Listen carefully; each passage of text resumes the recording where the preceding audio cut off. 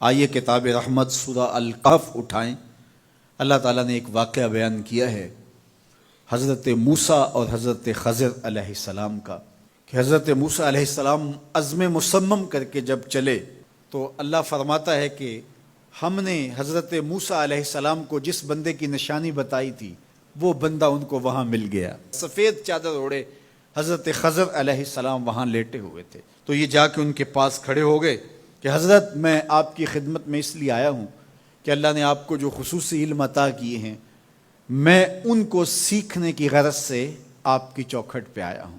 کہا تم میرے ساتھ صبر نہیں کر پاؤ گے، معاملے مشکل ہیں، سفر دشوار ہے، منزل کٹھن ہے، اور میرے معاملات ایسے ہیں کہ تم اعتراض کرو گے اس کے بغیر تم رہ نہیں سکتے۔ حضرت موسیٰ علیہ السلام نے کہا اگر اللہ نے چاہا تو آپ دیکھیں گے میں صبر کروں گا اور آپ کے کسی حکم کی کسی کام کی میں نافرمانی نہیں کروں گا، کسی کام کا انکار نہیں کروں گا۔ کہا کہ اچھا شرط یہ ہے کہ جو میں کروں اس پر تم اعتراض نہیں کرو گے، سوال نہیں کرو گے، یہاں تک کہ میں خود ہی نہ بتاؤں۔ تو کہا کہ یہ شرط ٹھہری، میں کوئی بات نہیں کروں گا۔ فانطلقا، دونوں چل پڑے، دریا کے پار جانا تھا۔ جو کشتی کا مالک تھا، کشتی بان تھا، وہ حضرت خضر علیہ السلام کو جانتا تھا تو اس نے کرایہ بھی نہیں لیا، لیکن جب کشتی پر سوار ہوئے تو عصا مار کے حضرت خضر علیہ السلام نے کشتی کا ایک پھٹا توڑ دیا۔ تو بے ساختہ حضرت موسیٰ علیہ السلام نے کہا آپ نے پھٹا توڑ دیا، یہ سارے ڈوب جائیں؟ کہا میں نے کہا تھا نا تم میرے کاموں پہ صبر نہیں کر پاؤ گے۔ تو حضرت موسیٰ کو یاد آیا، کہا میں بھول گیا تھا، اس پر مواخذہ نہ کیجیے۔ پھر دونوں چل پڑے، بچے کھیل رہے تھے، ایک خوبصورت لڑکا وہ بھی بچوں میں کھیل رہا تھا۔ حضرت خضر آگے بڑھے اور اس کی گردن مروڑ دی، اس کو قتل کر دیا۔ صاحب شریعت تھے حضرت موسیٰ علیہ السلام، نہ رہ سکے، پھر بول پڑے ایک جان کو بغیر کسی جان کے بدلے میں قتل کر دیا، اس نے گوایا کیا تھا ہمارا؟ آپ نے بہت ہی جو ہے وہ غلط کام کیا، یہ کام اچھا نہیں کیا آپ نے۔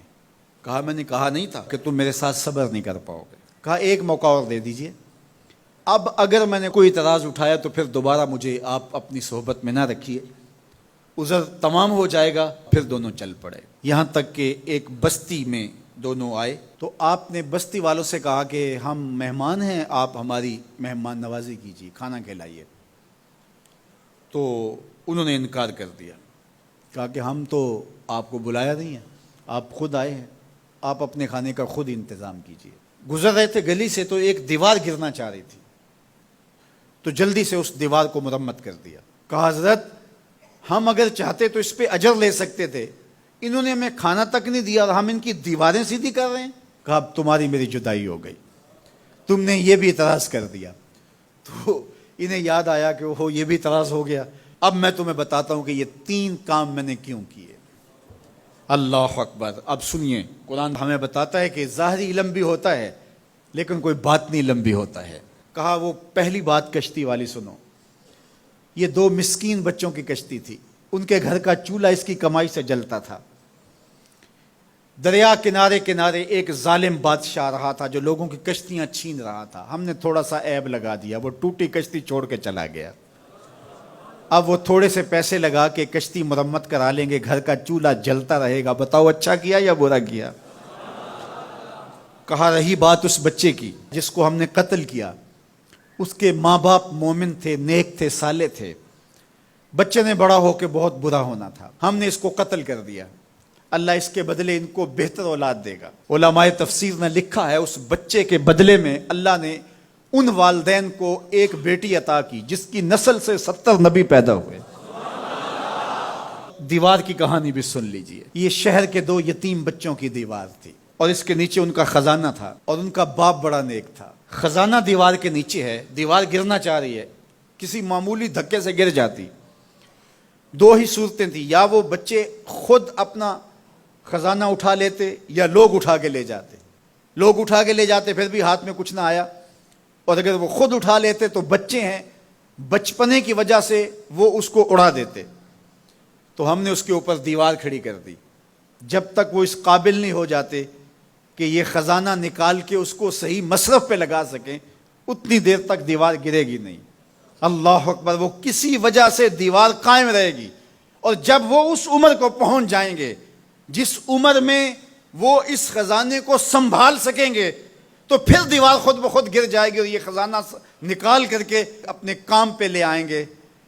میں جب پہلی مرتبہ اس کو جو ہے وہ غور کے ساتھ تلاوت کیا تو مجھے یہ لگا کہ اس کا انطباق پاکستان کے حالات پہ بھی ہو سکتا ہے، اس لیے کہ یہ بھی یتیموں کا سرمایہ ہے۔ کتنے یتیم روتے بلکتے رہ گئے اور ان کے سر سے جو ہے وہ سائے اٹھ گئے اس وطن کے لیے، لیکن میرے مالک نے اس ملک کے خزانوں پر گہرے پہاڑ اور بڑی بڑی دیواریں کھڑی کر دی ہیں۔ جب تک یہ قوم بلوغت تک نہیں پہنچے گی اتنی دیر تک وہ خزانے ظاہر نہیں ہوں گے، اور جب یہ قوم اپنی بلوغت تک پہنچے گی، شعوری بلوغت، فکری بلوغت، علمی بلوغت، اور رب سے جو وعدہ کیا تھا پاکستان کا مطلب کیا، لا الہ الا اللہ، جب اس بلوغت تک یہ پہنچ جائے گی، اس وعدے کی تکمیل ہوگی، پھر رب دیوار ہٹا دے گا اور پاکستان کو اللہ اتنے خزانے دے گا اور پاکستان ایسا مالا مال ہوگا دنیا دیکھنے آئے گی انشاءاللہ۔ اس لیے رب نے دیواریں بنا کے رکھی۔ تمہارا باپ معین الدین چشتی بڑا نیک تھا، تمہارا باپ داتا گنج بخش علی حجویری بڑا نیک تھا، تمہارا باپ حضرت مجدد الف ثانی بڑا نیک تھا، ان کی وجہ سے میں دیواریں کھڑی کر رہا ہوں اور مضبوط حصار لگا رہا ہوں تمہارے خزانوں پر، اور وہ وقت آئے گا جب تم بلوغت کی عمر کو پہنچو گے، دیواریں ہٹ جائے گی اور تمہارا وطن زمانے پہ مہکتے پھول کی طرح اور چمکتے ستاروں کی طرح اور روشن آفتاب کی طرح چمکتا اور مہکتا دکھائی دے گا، اور زمانہ پاکستان دیکھنے آئے گا، پاکستان دنیا کی قیادت کرے گا انشاءاللہ۔ تو کہا یہ تعویل ہے ان باتوں کی جو باتیں میرے رب نے مجھے بتائی، اور یہ میں نے اپنی مرضی سے نہیں کہیں، اور جو میں نے کیا اپنی مرضی سے نہیں کیا۔ تو یہ باطنی باتیں ہیں، شاید یہ باطنی باتوں کے جوش میں یہ بات بھی میں کر گیا۔ وہ کیا کسی نے کہا تھا کہ بھری محفل میں ایک راز کی بات کہہ دی، بڑا بے ادب ہوں سزا چاہتا ہوں۔